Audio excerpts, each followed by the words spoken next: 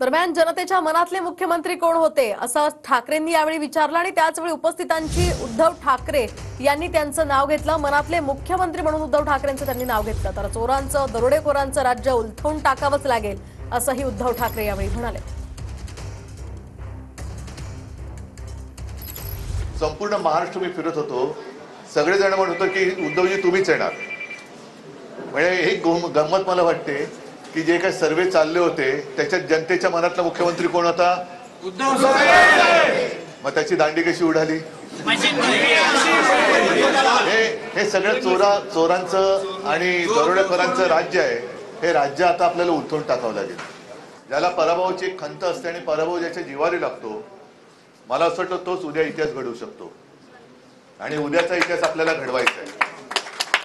आणि संपूर्ण मुंबई बरबटून टाकले म्हणतात, एक आहे तो सेफ आहे। आता हाच प्रश्न मला मराठी माणसाला विचारायचा आहे की उद्याची मुंबई ही आपली राहणार आहे का?